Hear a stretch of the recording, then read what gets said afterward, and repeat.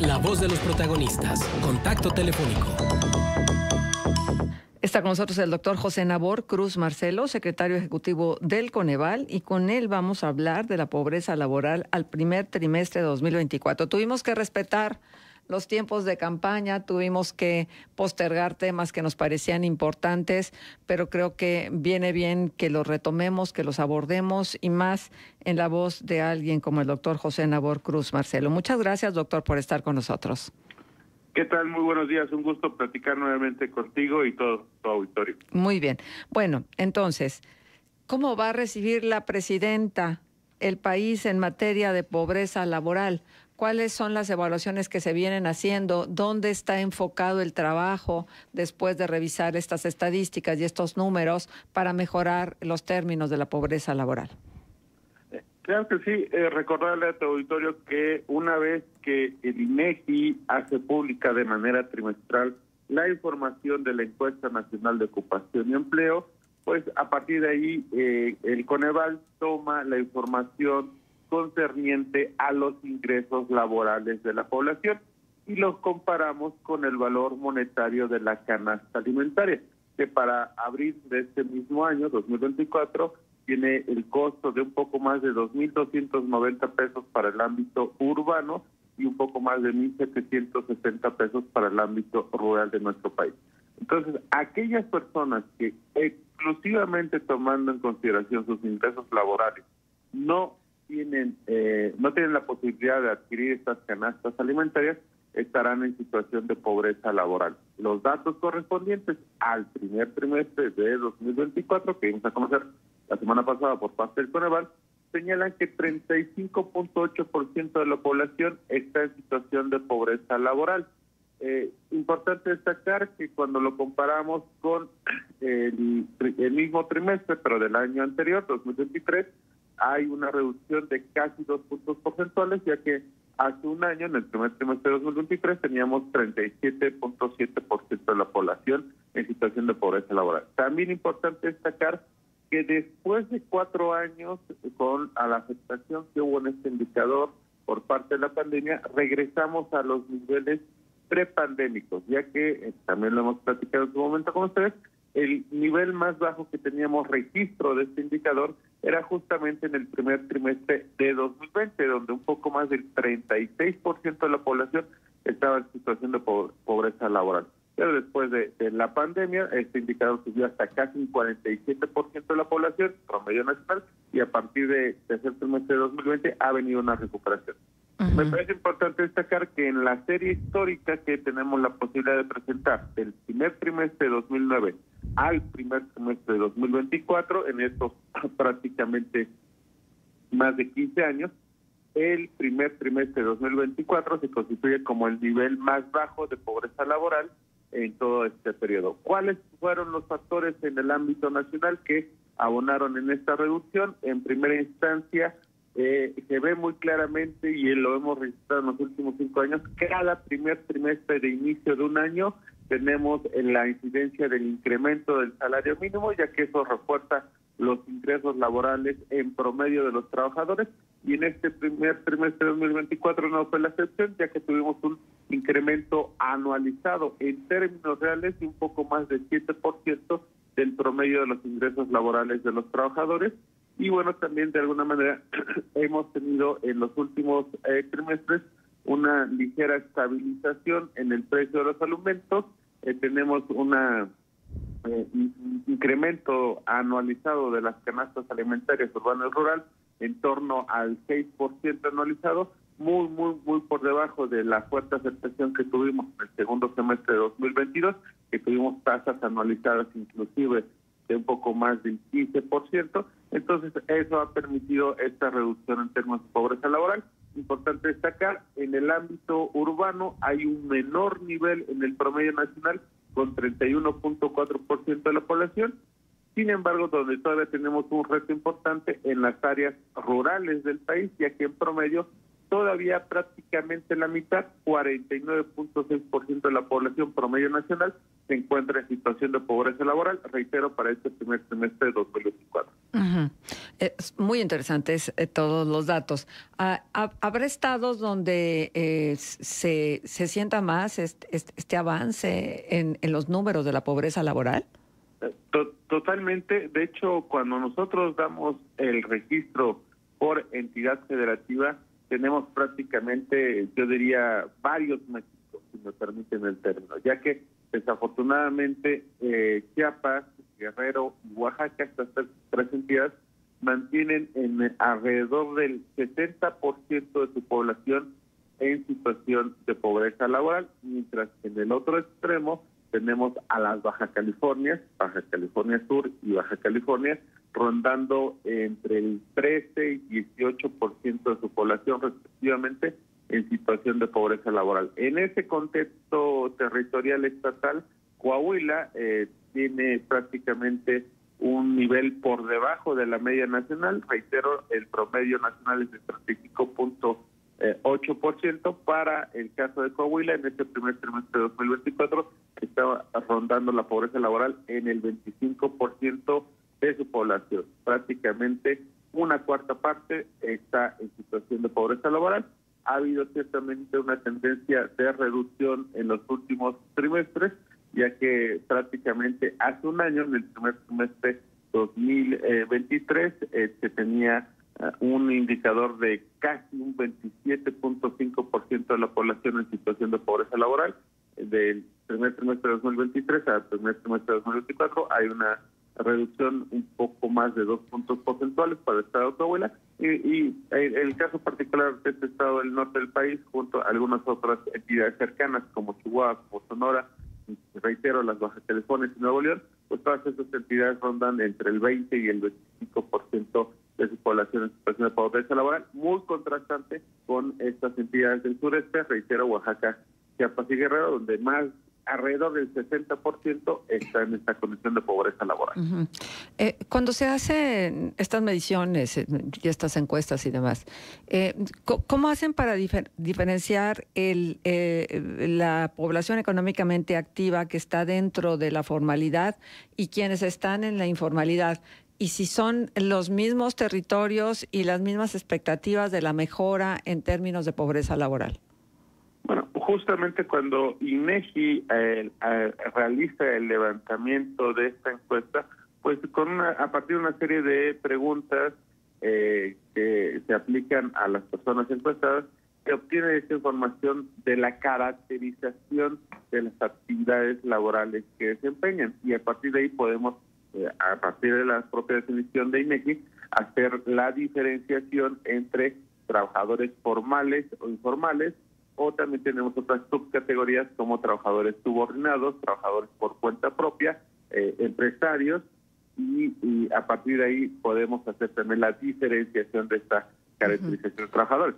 Debo decir también que el dato de 35.8% de pobreza laboral corresponde a la totalidad de los trabajadores de nuestro país, pero sí podemos, y de hecho presentamos información desagregada por el ámbito de la caracterización del empleo en términos de los ingresos. Y es algo que también en su momento hemos platicado con ustedes en términos de la gran brecha que subsiste entre los ingresos laborales de las personas que trabajan en el ámbito formal contra las que trabajan en el ámbito informal.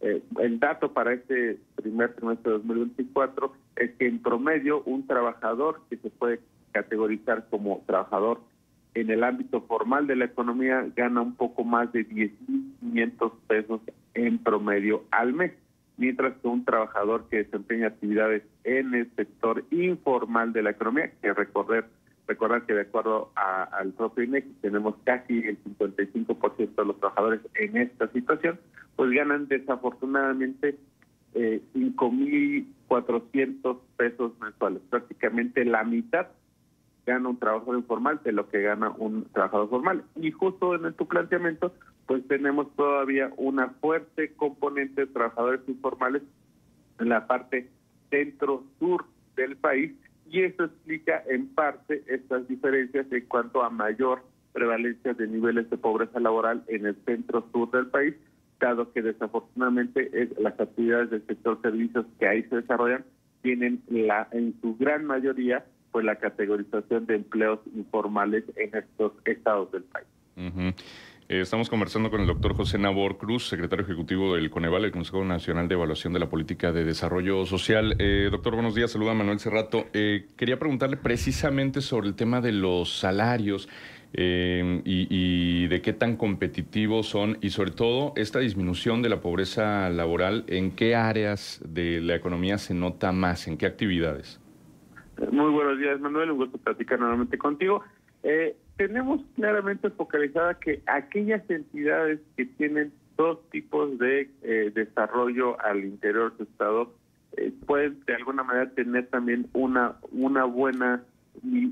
niveles de ingresos laborales, que son aquellas entidades con un alto componente de industria, evidentemente, pero también del sector turístico. Esas dos actividades de alguna manera son las que han permitido en los últimos años a incrementar de manera mucho más holgada los niveles de ingresos laborales en las entidades.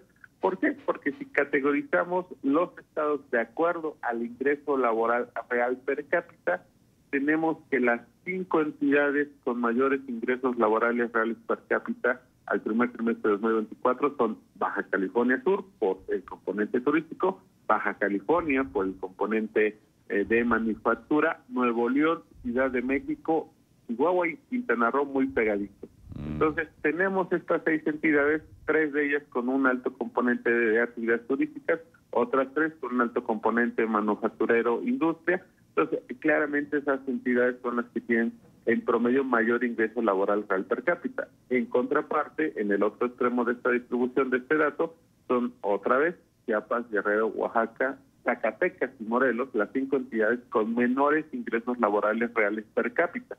Entonces, eso significa que evidentemente una opción para poder disminuir en estas entidades del sureste los niveles de pobreza laboral es evidentemente el desarrollo fundamentalmente de empleos formales y que estos clústeres turísticos que se pudieran empezar a desarrollar, pongo un ejemplo muy puntual, derivados de las actividades del Tren Maya en estados como Chiapas, Tabasco, Campeche, indudablemente puedan desarrollar clústeres turísticos con actividades formales que permitan evidentemente mejorar el promedio de los ingresos laborales en estas entidades. Ahora, en una de nuestras conversaciones el año pasado, doctor, revisábamos este dato de que si bien disminuyó la pobreza y la pobreza alimentaria, pues aumentó el número de mexicanos que batallaban para tener acceso a servicios básicos, incluso de salud. En ese sentido, pues seguimos observando brechas de desigualdad. Con estos indicadores, en esta medición de la pobreza laboral, ¿cuáles siguen siendo los retos en ese sentido?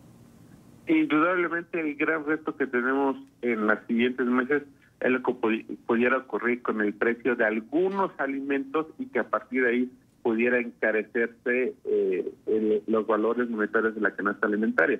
¿Por qué razones? Evidentemente sigue habiendo conflictos internacionales que pueden encarecer algunos granos básicos que importamos como país, como es el trigo, como es el sorgo, como es el arroz, y otro factor que también, y me parece que ustedes allá en el norte del país lo viven de mayor cercanía que nosotros aquí en el centro de nuestro país, es el tema de los últimos 2 años con sequías y que ha afectado la producción agrícola nacional.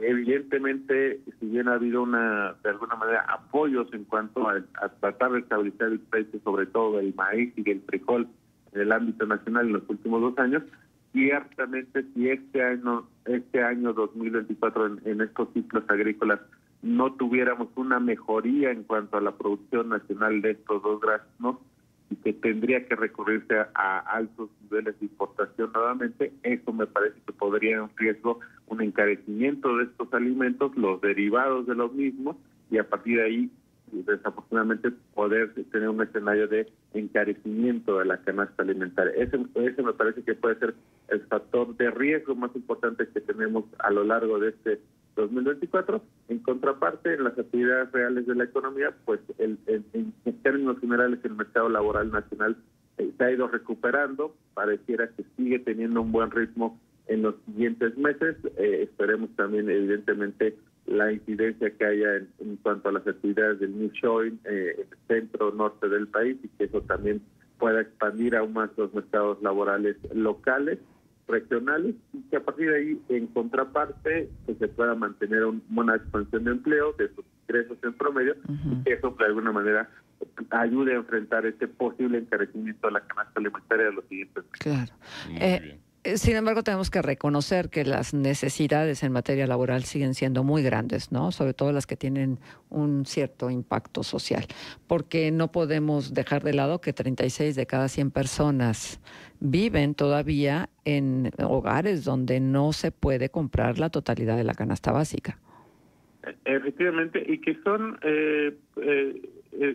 me puede decir, ubicaciones donde desafortunadamente prevalece también niveles de pobreza extrema, porque evidentemente va muy ligado bajos niveles de ingresos laborales, porque le hemos platicado, los ingresos laborales representan entre el 60 y el 70% del total de los ingresos de un hogar. En cuanto tengamos bajos niveles de ingresos laborales, hay en su totalidad, en el agregado, bajos niveles de ingresos, y eso le impide a las personas y consecuentemente a los hogares pues poder adquirir no solamente el tema de los alimentos, sino también otros rubros como educación, salud, mejoras en sus viviendas, etcétera, y esto pues desafortunadamente los restringe a seguir en situación de pobreza extrema o en algunos niveles de pobreza moderada. Y eso me parece que sigue siendo el reto hacia la siguiente administración federal, en cuanto no solamente seguir con un buen desempeño de incremento del salario mínimo, sino también evidentemente priorizar los esfuerzos en tema de política social en una complementariedad de lo nacional, estatal e inclusive lo municipal, para focalizar las estrategias, sobre todo en aquella situación de personas en pobreza extrema, para que puedan pues mejorar sus condiciones de vida y salir de esta condición.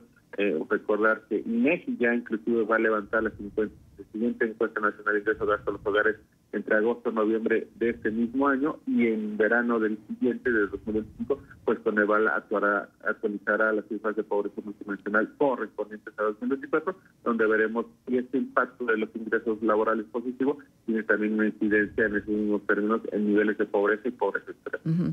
Doctor Cruz, ¿qué tan creíble son las perspectivas que hace en materia de cuánto nos tardaría como país salir de la pobreza laboral? Y entonces hay esta organización que se llama Acción Ciudadana Frente a la Pobreza, que ha advertido que de seguir la tendencia como está, solamente de seguir la tendencia como está, que ha ido mejorando año con año, el país estaría requiriendo de 47 años para erradicar la pobreza laboral. ¿Hay precisión en la expectativa? Bueno, si bien ciertamente desde el Coneval no realizamos ese tipo de proyecciones, pero sí creo importante que analizamos algunos factores, y es muy puntualmente, mientras el país como economía, que ciertamente somos la 12ª economía del mundo, me parece que tenemos condiciones para que no solamente en la parte normativa, que así se ha hecho en los últimos años un esfuerzo por eliminar figuras como el outsourcing, pues que se pueda avanzar mucho más rápido en términos justamente de la formalización de los empleos. Y pongo un dato que me parece muy, puede ejemplificar justo el contexto de tu planteamiento, que es una de las 6 carencias que nosotros tomamos para medir la pobreza de manera multidimensional, es la carencia por seguridad social. De 2016 a 2022 tenemos una caída de casi apenas 5 puntos porcentuales de este indicador. Pasamos de un 55% de la población a un 50.2% de la población de 2016 a 2022. La buena noticia es que hubo una reducción de esta carencia. La noticia no tan afortunada es que fue de apenas 5 puntos porcentuales en 6 años. Entonces, justamente si no cambiamos algunas figuras, y que tendría que ser a través claramente de un acuerdo tripartito entre sindicatos, empresarios y gobierno, que pudiera crear las condiciones de una mayor formalización de trabajadores, ciertamente sí, la tendencia a reducir estas brechas es de muy, muy largo plazo. Pero me parece que insisto, México ante el escenario de muy corto plazo con seguir impulsando clústeres turísticos, aprovechar la relocalización de empresas extranjeras en el centro norte del país, dada la cercanía con Estados Unidos, se podría establecer acuerdos donde estas nuevas plazas laborales sean eminentemente de características formales y que eso pueda un poco acelerar la reducción de la informalidad en nuestro país, más algunos otros temas como inclusive otorgar incentivos fiscales para justamente atraer a la formalización a algunos trabajadores e inclusive algunas microempresas que están en la informalidad. Eso me parece que tiene que ser el rumbo a seguir para acelerar esta reducción de estas brechas en los siguientes 6 o 12 años. Sí. Doctor, nos quedan 2 minutos, pero no quiero dejar de destacar un dato que duele. Como mujer me duele, ¿no? México ocupa el lugar 132 en una lista de 184 países por su baja participación laboral femenina. ¿Qué dicen todos estos números en relación a las mujeres? Eso no quiere decir que no trabajemos, porque las mujeres tenemos doble, triple y cuádruple jornada, y entonces nos hemos convertido en cuidadoras, en empresarias desde el hogar, que se hace tal o cual cosa o se vende por catálogo, pero eso no se considera trabajo. Pero las mujeres trabajamos mucho. ¿Qué dicen las estadísticas en relación al trabajo femenino? Bueno, ahí claramente tenemos un gran reto. El pasado 8 de marzo el Consejo dio a conocer una nota sobre indicadores de pobreza y género, y lo que tú planteas es muy cierto. Y desafortunadamente, sea una mujer en situación de pobreza multidimensional o no lo sea, que no esté en condición de pobreza multidimensional, en ambos casos las mexicanas se dedican en promedio para cuidar a una tercera persona en su hogar 24 horas en promedio a la semana, mientras que un hombre esté o no en situación de pobreza multidimensional solo dedica 11 horas en promedio a la semana. Y a esto hay que agregarle el trabajo doméstico no remunerado. También en esta nota dimos esta información. Las mexicanas estén otra vez o no en situación de pobreza multidimensional, dedican casi 27 horas a la semana a trabajo doméstico no remunerado. Entonces, no solamente la mexicana que trabaja tiene la propia carga laboral de alrededor de 46 horas en promedio a la semana, sino hay que agregarle estas horas extras a cuidado a una tercera persona del hogar y trabajo doméstico no remunerado. Ahí también me parece que tenemos un gran obstáculo que permite a las mujeres liberarse, si me permiten el término, de esa gran carga extra de trabajo doméstico no remunerado, para que puedan verdaderamente incorporarse a los mercados laborales de tiempo completo. Ese me parece que también tiene que ser un reto importante de la siguiente situación. Exacto, pero para eso se necesitan estancias infantiles, se necesita infraestructura y se necesita un montón de cosas. Pero bueno, ya lo estaremos platicando. Doctor, muchísimas gracias por aceptarnos esta conversación y por darnos estos datos tan relevantes. No, al contrario, siempre es un gusto platicar con ustedes. Muy buen día. Gracias. Doctor. El doctor José Nabor Cruz Marcelo, secretario ejecutivo de Coneval, estuvo con nosotros. Hablamos sobre la pobreza laboral al primer trimestre de 2024. Tema